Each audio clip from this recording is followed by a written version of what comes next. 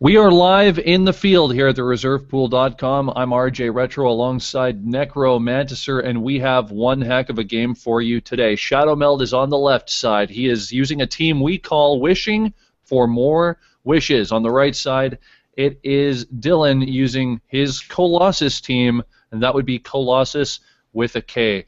Necromanticer, when you look at these two teams, what jumps out at you right away? Well, on the left-hand side, we have a very clear global strategy. He's definitely focusing on bolts and action dice.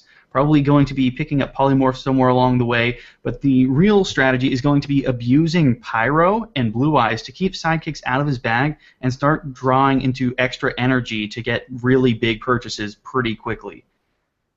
Whereas on the right-hand side, we have a very level-focused team using the OP Wonder Woman from Trinity War, alongside a variety of other characters. You've got Polymorph and Morphing Jar for easy spins, and the good old Blue Eyes Solomon Grundy combo as removal. But the real idea is to just get kobolds on the field and eventually pick up a Colossus for tons of damage out of all those level 2 and higher dice. Well, we're going to see the Kobolds first, most likely, as Dylan has won the roll-off. He rolled a 19 to Shadowmeld's 11, and so we will get this game underway. Again, it's Wishing for More Wishes up against Colossus with a K. So Dylan is starting us off here. Also very interesting to see that both teams are using Polymorph and Distraction. Very nice to see. It's got that little parody, so you know they're going to be using the same strategy, but we actually see a pretty beautiful roll coming out first turn. That's going to allow him to pick up Morphing Jars and Kobolds without a problem, which is pretty much going to fuel all the energy he's ever going to want for the rest of the game. And so picking those up early is a really, really nice grab on his part. Usually we see PXG on one of these teams where you could really take advantage of the Morphing Jar masks, but here, no, he's going to be relying entirely on Kobolds. On the other side here, Shadowmeld's using a different type of ramping strategy.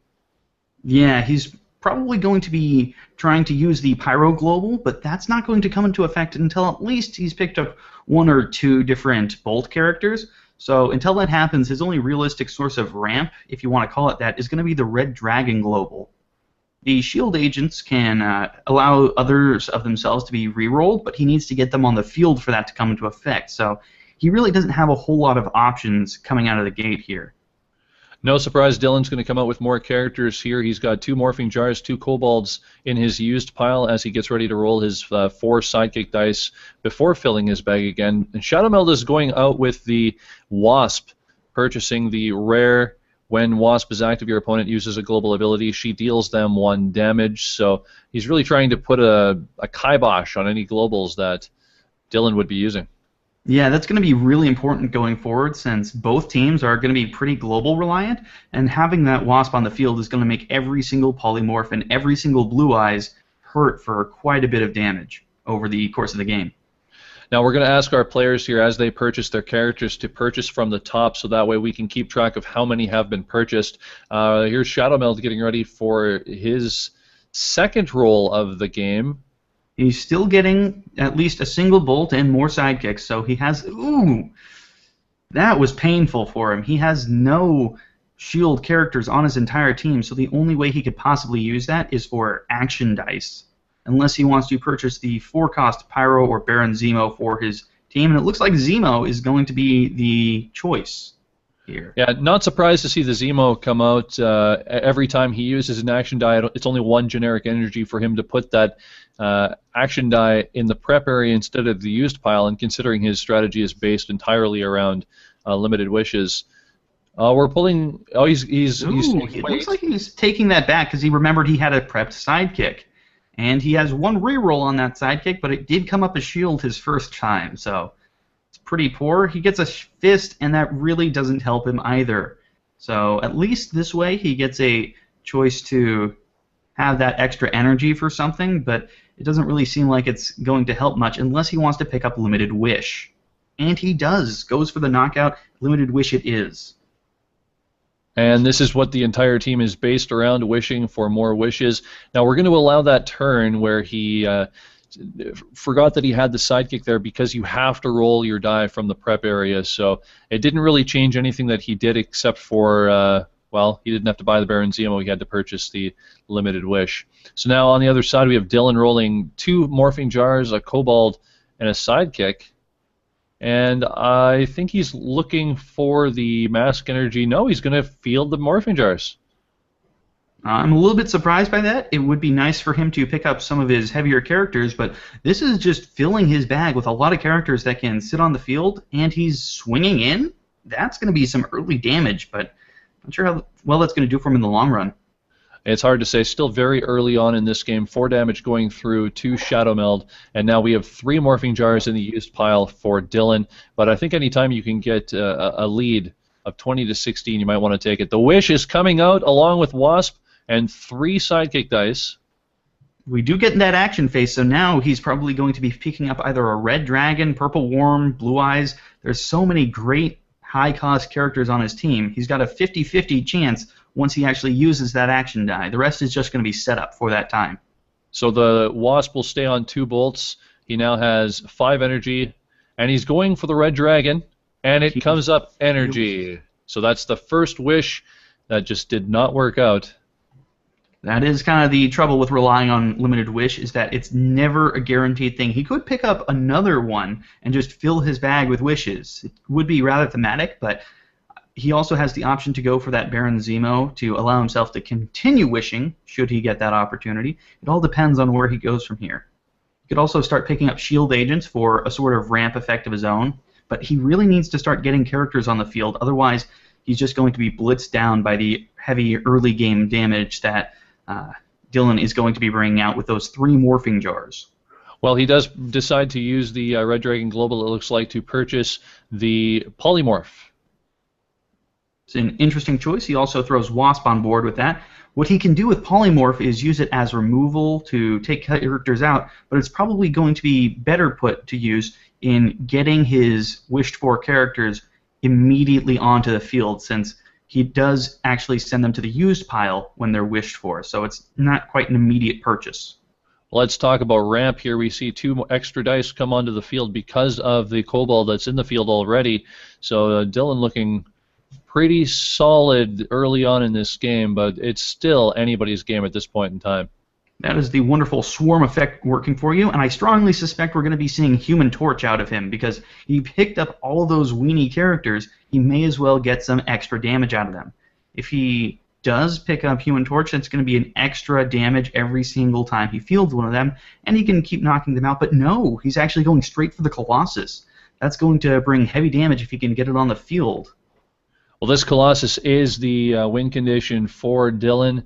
At the end of a turn, for each of his characters level 2 or higher, he's dealing 2 damage to his opponent. And I've seen this team in action. It does a lot of damage, and it does a lot of damage very quickly. So Shadowmeld will have to do something drastic to not just win this game, but to stay alive, I think. He's going to knock out the sidekick to purchase something else. Could we see Zemo? What is the purchase? There it is. Zemo's coming into the used pile. Zemo is the perfect character in this instance because now he has multiple action dice. If he can get Zemo out before he starts rolling them, each one of those action dice is going to pay for itself by being rolled over and over again, getting more of itself out onto the field. And we actually see a pretty spectacularly failed roll. That Wonder Woman is going to really boost the damage of Colossus, so if he can get him on the field, or her on the field, that's going to shoot his strategy through the roof in terms of damage. We'll just remind our players as well when you purchase your characters to take from the top. That way it's very easy for the viewers to keep track of what's been purchased so far. And just a quick recap as well. I mean, we're seeing a Colossus has been purchased, 3 kobolds, 3 morphing jars, and a Wonder Woman for Dylan. So he's got a lot of characters that he's cycling through his bag. Looks like 2 Wasps, a Baron Zemo, and a Limited Wish for Patrick. So we haven't seen the wishes come true just yet, but you have to assume that sooner than later we're going to see a big beast of a character come onto the field. Oh, most definitely. And it seems he's saving up some of that fist energy. I don't see any fist globals on the field, so it seems like that's just going to be a pick your poison of which energy you're going to waste, since there's not really a whole lot of other globals that are going to benefit him. He does keep the 2 energy, maybe going for a Wasp ping if his opponent can get anything on the field, but otherwise it just seems like there was nowhere useful for him to spend that energy. So all 4 kobolds have been purchased now. 1 is in the field, so swarm galore for Dylan now.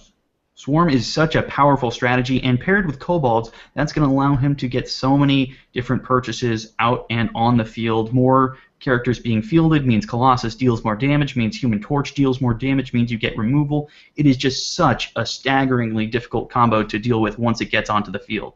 Now that's a 0/1/2 kobold. That's a level 3 kobold, which means that it would allow for 2 damage if Colossus comes out next turn. And maybe an unfortunate roll or draw here for Shadowmeld. 5 sidekick dice. Yeah, that definitely hurts him because he's getting to the point where he needs bodies on the field. Dylan is definitely going to be fielding a lot of very scary characters pretty soon, and the moment that he sees an open field, he might be able to just swing in for a game, especially since we've seen Patrick usually spending all of his energy and never saving anything for distraction, so that's definitely going to be something to watch for going forward. He decides to re-roll here. The bolts are very pesky. He fields a sidekick, so he might be able to buy something at a discount here, but it's hard to say exactly what he's going to do. He's got the shield agent that he's yet to purchase this turn, this game, which he could. He could actually pick up another limited wish, combining both of the dragon globals, but that may not be the best choice for him here, because again, he wants characters out on the field. He may even just pick up a Pyro or Baron Zemo, maybe double shield agent, and leave the sidekick out there for future polymorph shenanigans. And like we mentioned, lots of characters that are going to be going into the bag for Dylan. You have to assume at this point that he's going to get at least 2 more onto the field. And he's already done 4 damage to Patrick. Although both are going to be looking to purchase some action dice, I think, so we're going to see a little bit more Red Dragon global damage. And just as we're talking there, the shield agent is the purchase, and Patrick decides to leave the mask and the question mark in the reserve pool as Dylan starts his turn. He's looking to swarm again, and he does. Swarm is just so powerful, giving you so much extra dice, but it definitely seems like Patrick is definitely starting to get a little bit scared of his prospects. He knows he only has 1 sidekick in the field, so he did save up 2 potential mask energy in order for distraction should Colossus come out as a massive beatstick. So we have 2 morphing jars and a kobold being rolled along with 2 sidekicks, and only 1 character up for Dylan, but I think he's okay. Yeah, he's fine with the 2 fist energies. We'll see what he's going to do here. I can't see him rolling both of those morphing jar dice. Either he's looking for double mask energy or he's looking for characters. We'll have to wait and see. He's taking his time to think about it. This is maybe a pivotal part of this matchup. He's going with the characters. The problem that he has with that specific morphing jar is he needs level 2 characters in order for his Colossus to be effective. If he fields characters now, they're not getting damage out of Human Torch, and if he fields them on level 1 phase, they're not getting damage out of Colossus. So he's really trying to get those level 2 and 3 faces, and he's just not getting them. Well, here we go. We have a level 1 morphing jar and a level 3 kobold, so you could feasibly see some spinning shenanigans at some point in time. That single mask roll on the morphing jar, certainly not what he was looking for, but he does have 5 energy that he could spend here, and he's going to swarm more from his bag.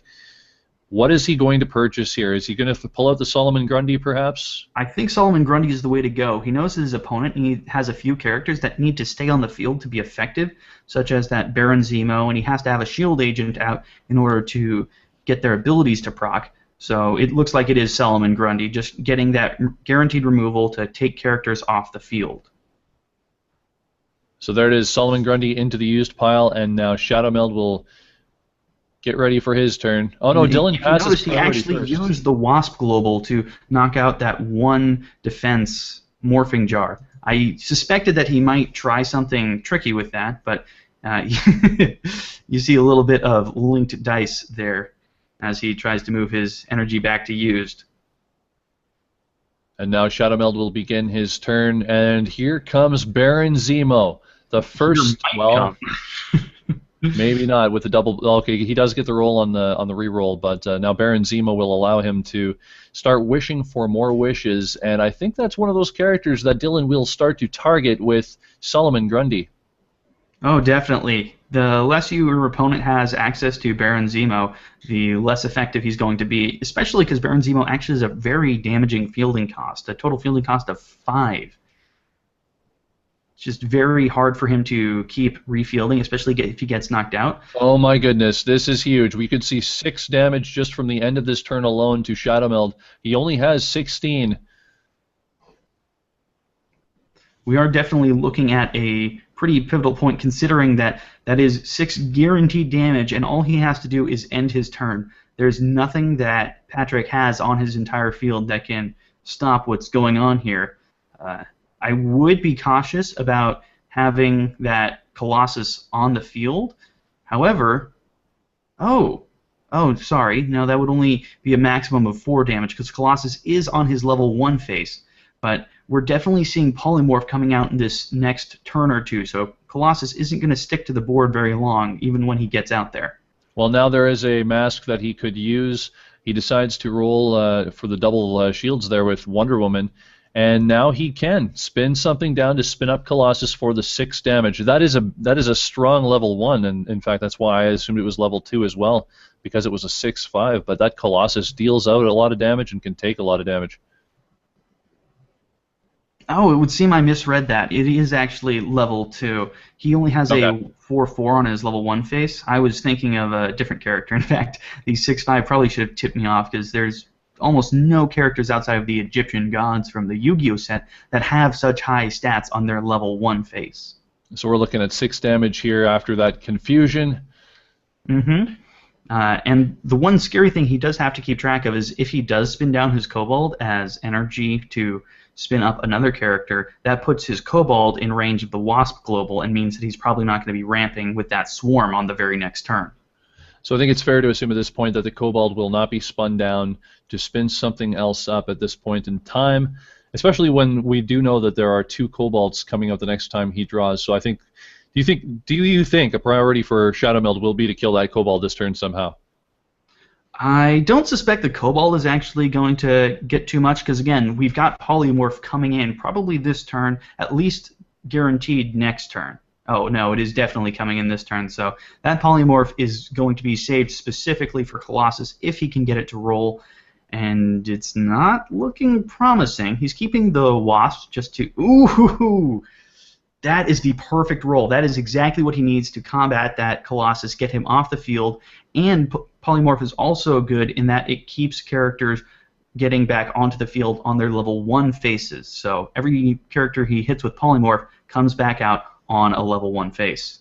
And he even pays the generic energy at the same time as fielding Wasp to send that back to his prep.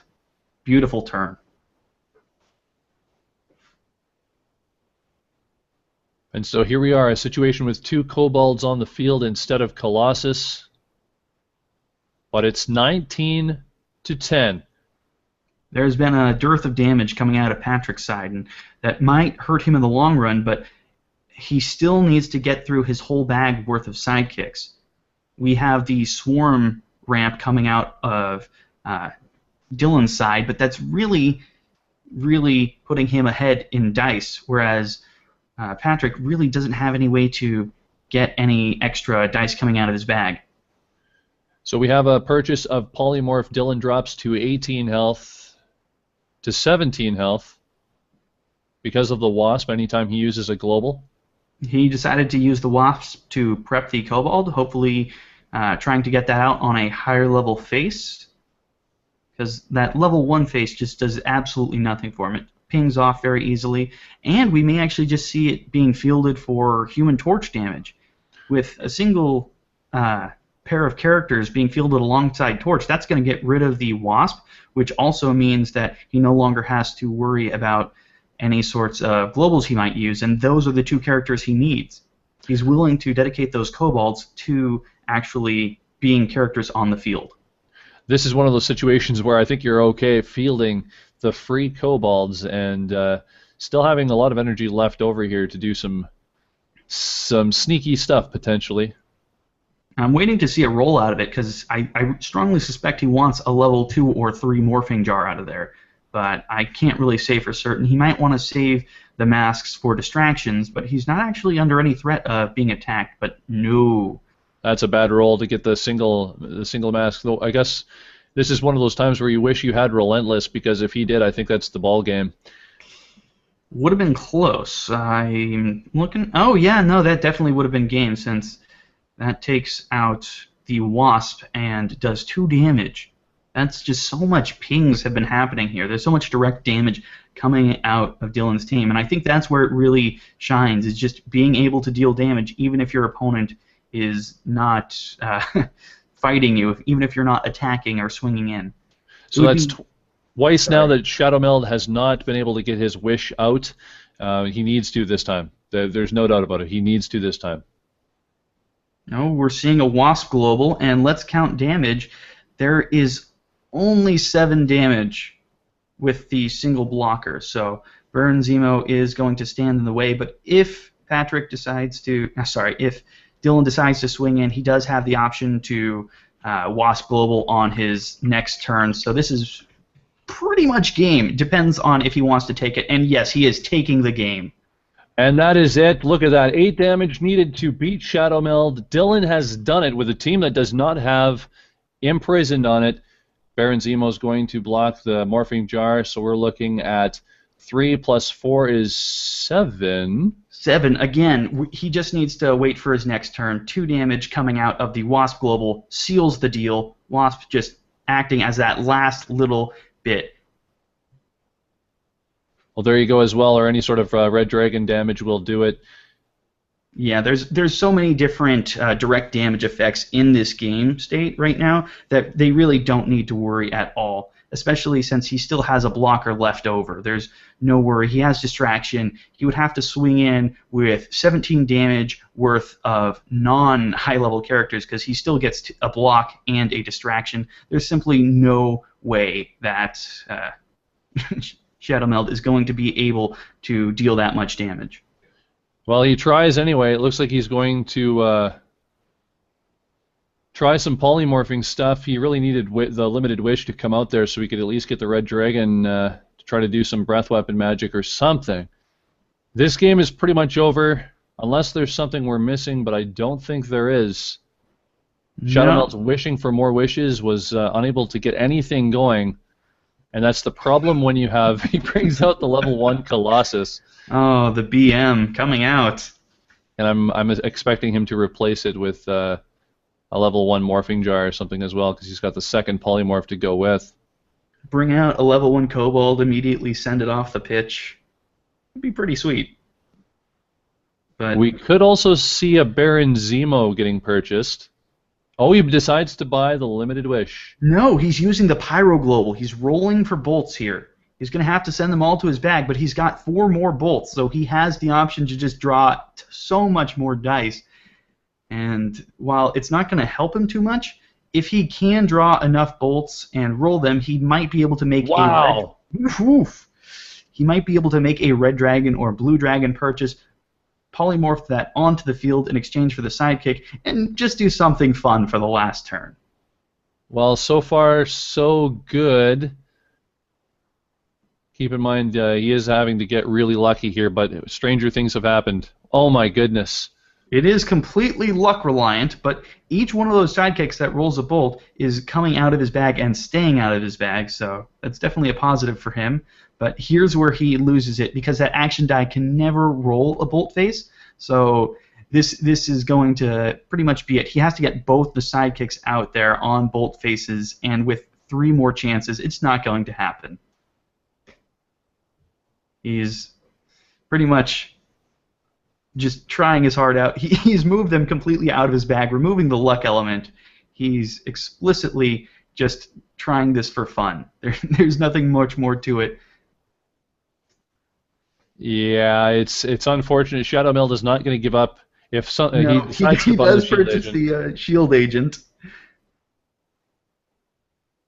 He then draws 2 dice. If he can get the bolt, he can get the shield agent onto the field, but no such luck. So all Dylan will have to do is roll 1 bolt or 1 question mark, and he will be the winner. It was so close. The last turn we assumed that was it, but it was 1 damage too short. Yes, in fact, any 2 energy, because he does still have to make a purchase with the red dragon, and if he has the 2 energy for that, he can definitely use the Wasp Global. So there we go. We have the damage needed. It is GG.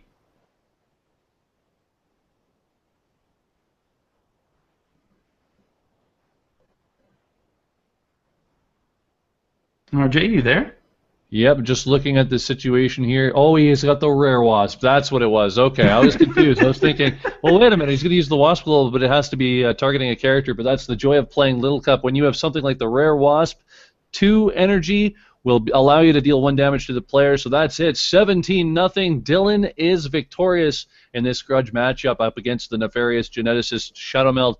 We'll go to the interview portion of this matchup now. Dylan, you didn't use Imprison, but you were able to really just shut Shadowmeld down. Congratulations on the win. Yeah, no, it's been a dream to play a team that doesn't have Imprison. I was happy to finally be able to do that. So, I really I feel very bad. I'm just gonna say that. I just feel very bad for the luck that happened on the other side of the table, because he has a very strong team when it functions, because I've seen it function before, and it just gets massive really quick. But I just put the pressure on him early on and just kept that going, and it just seemed to pay off that initial hits. And then Human Torch, man, it's he does what he does, so it was good. What would you say was the key to your pulling out this victory today? I definitely think Swarm is huge. I mean, looking at it, neither of us had any kind of ramp mechanic other than my Cobalt and his Pyro, so I think Swarm kind of gained me the advantage on that side of being able to purchase those larger characters and take advantage of that and definitely utilize it to deal that direct damage that I needed. Getting the Colossus out when I needed him, like any other game, luck is always part of it, but I'm just happy that this team has performed the way that I want it to perform. It's always a good thing. So, well, Dylan, congratulations on your victory. We'll definitely see you again, I'm sure. We'll go to Shadowmeld now, who was unfortunately unlucky in this game, was not able to get any of his wishes to go. I'm sure at this point, Shadow, you are certainly wishing for more wishes. No, I felt the big turning point for me in this game was I missed a chance to ping off the Kobold, and then he proceeded to swarm like 3 times on that next turn, and that was just a misplay on my part. That's the part I'm regretting. I did miss all the rolls, but that's kind of the point of this team is, do your wishes come true or not?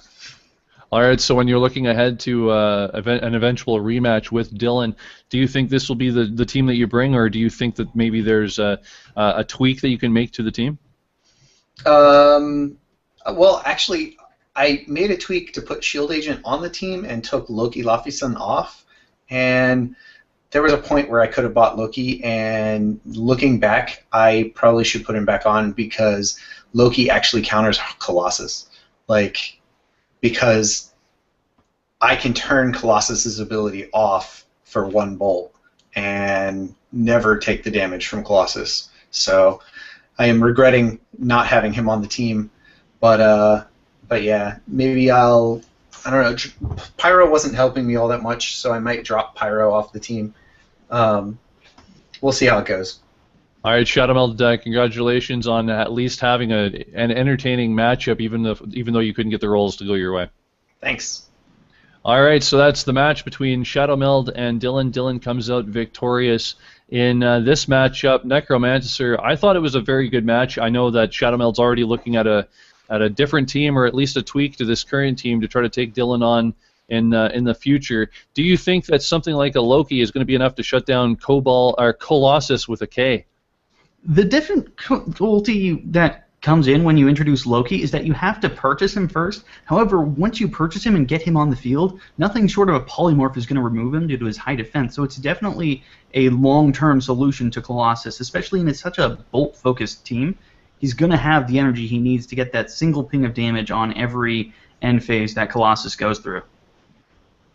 It's very true. Can't wait to see these two play off again. This matchup Was a very tough one for Shadowmeld to overcome, but Dylan was just too strong with his Colossus with the K, the Kobolds, the Morphing Jars, the Human Torches, and so much more. On behalf of Necromancer and our players today, Shadowmeld and the winner, Dylan, I'm RJ Retro. Thanks for coming in the field here at thereservepool.com.